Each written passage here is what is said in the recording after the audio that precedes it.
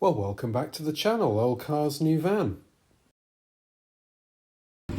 So, breaking away from Rustival for a moment, we're at the Jaguar Collectors Centre and what could have been an XJ estate.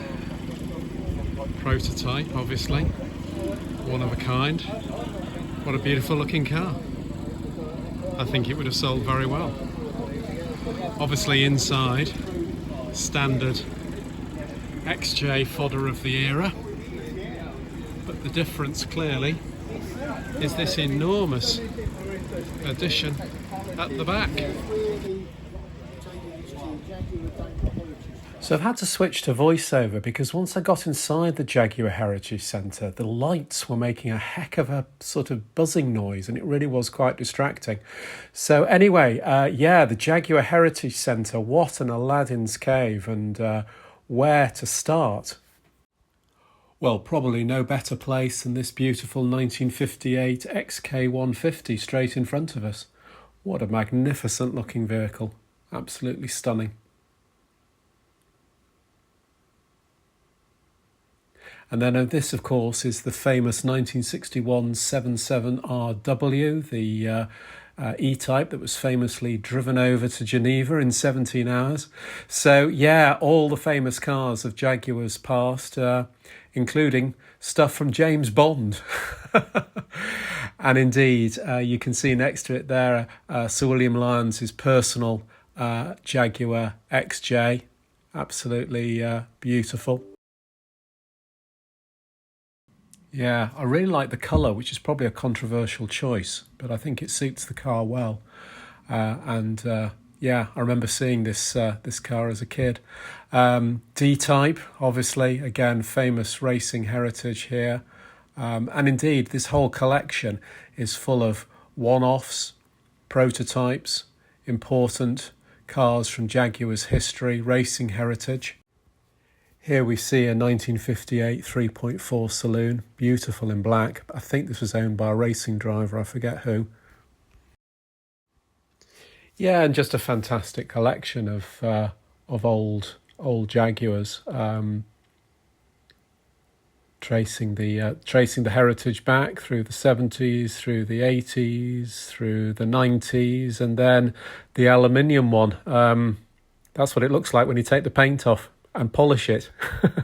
So yeah, prototypes, one-offs, concept cars, they're all here. They're all here. So this is the XJ42, which was the prototype as a replacement for an XJS that never happened. A magnificent looking car. And indeed, this is the prototype for the F-Type. Again, stunning. XJ220 prototype, conveniently with the door open so we can have a look inside. Beautiful.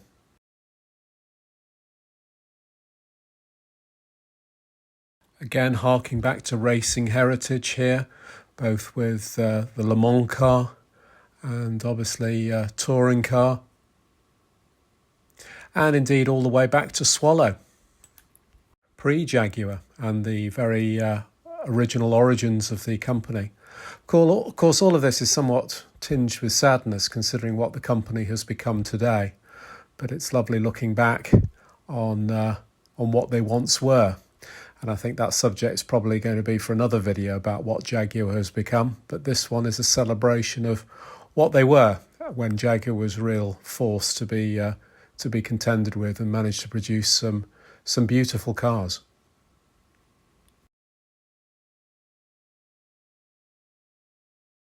Looking down from the mezzanine here, we can see the workshop area, and obviously they do a sterling job maintaining these vehicles to impeccable standards. All of the cars run, and they're always run at some point. And upstairs, we've got the reserve collection. Now, it's all a bit higgledy-piggledy in here, I'll be honest. The reserve collection isn't Jaguar. It's anything of interest from the UK's past, including Vauxhall collection is now here as well. So it's a real eclectic mix.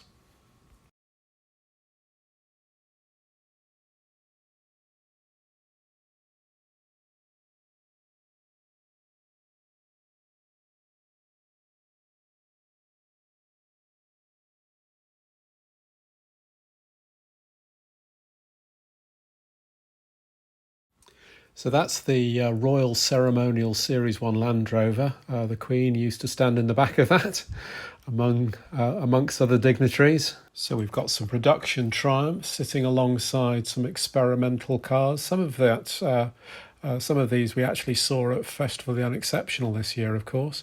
And as I mentioned earlier, Vauxhall Heritage is here as well, so hence why there's a Cavalier stuck in there in the midst of everything else. A Princess there. Behind it, behind the Princess, a very interesting example of some of the experimental cars that I was referring to. That is based on obviously an ADO 16 and is a one-off experimental vehicle designed for pedestrian crash safety, so that almost like a hinge would come up and scoop up an unfortunate pedestrian who was hit by the car and prevent or try to prevent significant injury. Interesting car behind it as well, obviously based on either the Ital or the Marina, again with very large safety bumpers and flip-up headlights. There's all sorts of one-offs, experimental, pre-production, prototype examples, and really this video isn't doing it justice. This is more a cursory overlook so that you know what you can come and see if you visit the British Motor Museum. Interestingly though, from these aerials, I'm guessing this 3.5 litre Rover is an ex-government car, probably got some telecommunication security stuff in there. This is a lovely looking thing, Michelotti design Triumph Toledo. I think that's better than what they came up with, but that's just me. What a beautiful car that looks. And again, we can see more Vauxhalls here, part of the Heritage collection. Some rally cars in the back there, and also this amazing Astra Mark 1 GTE. Wow, what a stunner that is. Absolutely beautiful. Again, Austin Princess Glassback, another very interesting experimental car. How stunning does that look? That looks so much more interesting than a Princess. Yeah, one off, never went anywhere. Beautiful looking thing. So as I said earlier, I'm not really doing this collection justice. I'm not going round car by car. I was quite tired by this stage as well, having just done Rustival, although this is a standalone video. But perhaps we'll end with this cutaway Allegro. How cool is this? Probably an ex-motor show car. Standard interior. Gosh, that reminds me of my first car. Exactly like that. Thanks very much for watching. Please join us next week when we look at the main British Motor Museum building. Looking forward to that. And please like and subscribe. Thanks again.